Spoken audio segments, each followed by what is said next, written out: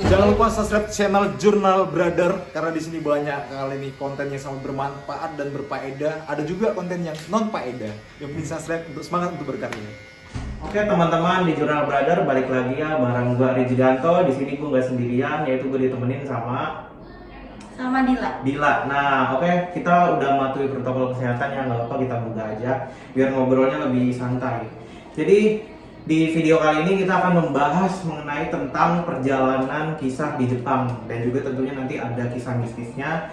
Nanti seperti apa kita lihat aja, dengar cerita dari Dila. Oke, jadi Dila, gimana sih waktu itu pengalaman cerita di Jepang itu seperti apa gitu? Ya, aku ke Jepang itu sebelum corona ya. Aku ke Jepang di tahun 2020 awal tahun. Jadi pas datang ke Jepang itu baru ada si virus corona itu. Jadi masih belum terjebak di Indonesia. Jadi masih sempat berangkat ke sana. Terus ya aku ke sana tuh buat kerja ya. Kontraknya cuma setahun, tapi karena itu corona jadi kayak berasa singkat banget gitu ya. Iya. Terus juga enak gak sih jalan-jalan pas mulanya ke Jepang tuh seperti apa gitu? Enak sih karena apa ya, beda lah sama di sini gitu, lebih tertata gitu. Ketika pas awal corona sendiri di Jepang pun itu waktu itu gimana tuh? Waktu itu kalau di Jepang langsung ditindak sih ya, jadi nggak banyak langsung penerbangan dari mana-mana tuh langsung di-cut gitu, langsung ditutup. Makanya merasa beruntung karena udah masuk di sana gitu. Soalnya kalau belum tuh nggak tahu kapan lagi berangkatnya kan, sampai sekarang malah masih kan corona itu. Tapi banyak kayak di Jepang apa sama kayak Indo gitu sampai kayak banget gitunya. Kasusnya banyak, cuma nggak separah di Indonesia. Jadi penaikan kasusnya tuh nggak kayak di kita kan sepi-sepi langsung naik, langsung melonjak gitu kan. Kalau di sana itu ya ada satu-satu, cuma langsung cepet apa tuh penanganannya gitu loh. Nah, kisah yang uniknya apa sih di Jepang itu seperti apa itu, Dila? Mungkin di musim ya agak kaget pas baru datang itu. Di Indonesia kan panas ya, datang ke sana itu pas musim dingin. Jadi agak ya kaget gitu. Kalau aku sendiri kan karena ada alergi gitu kan, jadi kulit kering, terus kayak sampai pecah-pecah, ada bahkan yang sampai berdarah gitu. Oh, ada juga yang kayak gitu? Iya, ada Berarti yang gitu. Karena saking dinginnya? Iya, gitu? saking dinginnya. Itu suhunya tuh bisa sampai ya nggak terlalu dingin kayak di Eropa sih memang. Cuma kalau kita yang dari Indonesia yang tropis itu emang apa tuh beda banget. Suhunya di -3, -2. Wow, luar biasa itu, Pak. Dingin banget ya. Dingin banget. Terus juga di Jepang tuh orangnya ramah-ramah nggak sih kayak di Indo misalkan apa gitu kan? Ya kalau sekedar papasan itu kita biasanya aisatsu. Aisatsu tuh kayak sapaan gitu kan. Kalau misalkan ketemunya pagi ya biasa kayak ohayo gitu. Kalau misalkan siang konnichiwa gitu kayak. Tapi kalau misalkan kayak di tempat yang besar kayak di stasiun gitu ya udah cuek aja sih. Oh gitu. Terus di Jepang tuh uniknya kebudayaannya seperti apa? Kebudayaan Jepang mungkin di sana lebih masing-masing ya, lebih sendiri-sendiri gitu. Tapi kalau misalkan di hidup yang bertetangga gitu, kayak kalau kita kan ibu-ibu komplek gitu, ngumpul di sana itu nggak tahu kita, bahkan kita yang lewat tuh nggak tahu tuh mereka nyapu di jam berapa, soalnya pas lewat itu udah bersih gitu loh. Jadi nggak pernah tuh lihat ketemu ibu-ibu lagi pada nyapu gitu-gitu, nggak pernah ya. Tapi katanya kalau di Jepang itu dia tuh ini ya jarang ada kendaraan, pada pakai sepeda gitu nggak sih? Iya, kalau motor itu bisa kehitung banget ya. Motor banyaknya sepeda sama mobil gitu. Mobil sih. Ya, tapi meskipun banyak mobil kayaknya kalau misalkan di yang kecil-kecil itu mah jarang macet sih. Jarang macet. Kalau Dila sendiri waktu itu di kotanya kota mana? Aku sebulan aku nyobain di Tokyo, Di Chiba. Tokyo? Di Chiba. Jadi ya udah pernah lah ngerasain nginjak di Tokyo gitu. Di Tokyo itu seperti apa sih, rame nggak sih gitu? Tokyo kalau aku di Chibanya ya rame, terus apalagi kalau kita emang sengaja piknik buat ke Tokyonya itu rame banget, pasti rame banget. Katanya ada tuh orang yang nyebrang, itu gimana itu? Iya, itu di Shibuya. Aku juga pernah ke sana cuma buat pengen nyebrang doang. Jadi cuma pengen pengalaman nyebrangnya aja, sensasinya kayak gimana sih nyebrang bareng orang-orang rame gitu kan.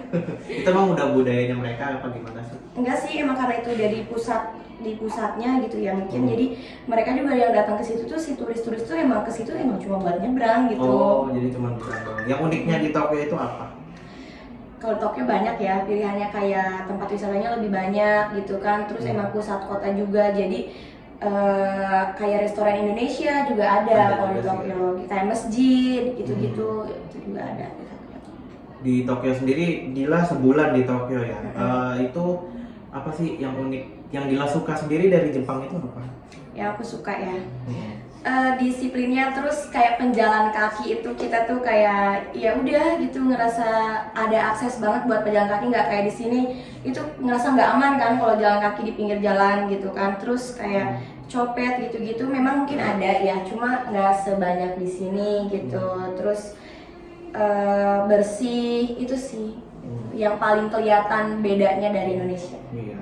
Itu kan tadi soal kebudayaan ya. Nah, kalau di Jepang sendiri nih kan pasti setiap negara tuh berbeda-beda ya. Kalau di Indonesia kan ada kaitannya mistis-mistis. Kalau di Jepang itu seperti apa sih gitu? Ada mungkin ya, cuma intensitasnya kali ya yang beda. Mungkin kalau, tapi karena mungkin akunya juga bukan orang yang sensitif, tapi kalau mau hal mistis itu pasti ada aja sih. Ya? Biasanya kalau di Jepang tuh apa tuh? Kayak aku pernah nih, kayak aku kan tinggal di apartemen ya, di apato gitu bentuknya rumah, itu kan 2 lantai gitu kan. Nah si kamar mandinya itu pernah nggak, kalau kamar mandi kolam renang gimana, kayak kamar-kamar gitu kan. Iya. Nah kamar mandinya itu kamar-kamar kayak gitu. Nah itu ada 3 kamar. Nah terus ada lagi 1 kamar mandi yang gede, itu yang ada okuronya, yang ada bak mandinya kayak bathtub.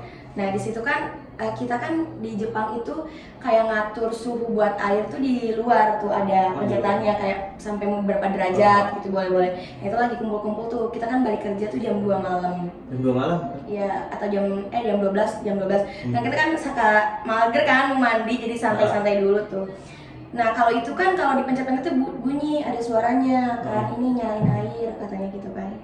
Itu tiba-tiba bunyi, terus pas lihat bathtub itu air udah kayak yang panas banget ya, sudah menguap gitu, nggak ada siapa-siapa. Nggak ada siapa-siapa, jadi kayak gini sendiri ya? Nggak, kita tuh nggak langsung negative thinking, cross check dulu kan, absen satu-satu.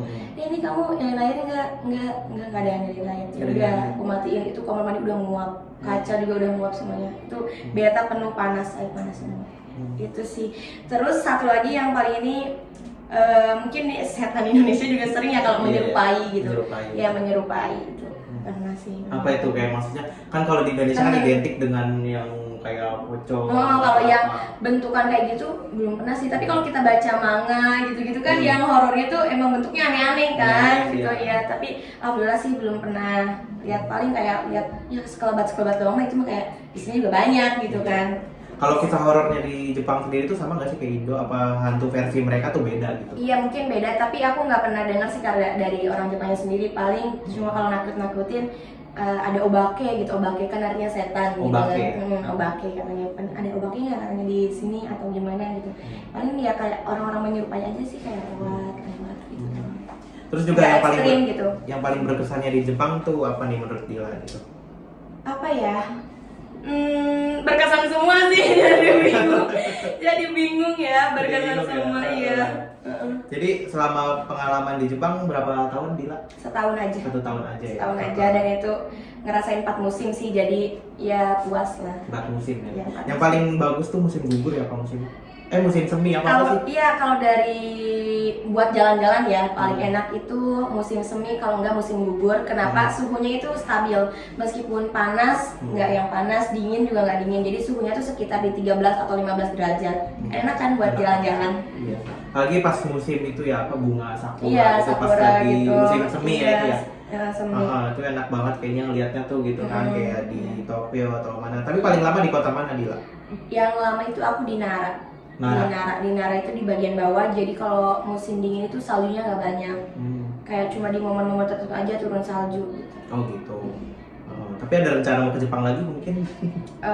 Insya Allah ya, ada, mudah-mudahan ya, Mudah-mudahan ya. ada kesempatan kesana lagi gitu ya. Oke, mungkin ada yang mau Dila sampaikan nggak kalau di Jepang itu seperti apa, pesan-pesannya gitu, boleh? Ya, buat kalian yang pengen ke Jepang ya, kalau misalkan aku sendiri kalau buat ke Jepang buat piknik kan nggak mampu ya, makanya kayak pengen kesana, gimana caranya?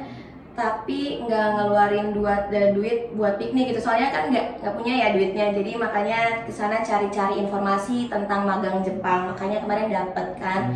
Nah kalau misalkan teman-teman juga mau ya mungkin bisa cari-cari informasinya gitu. Gue juga mau deh nanti. Iya, Oke, boleh, jadi boleh. teman-teman gitu aja ya tentang kisah pengalaman Dila ke Jepang kemarin.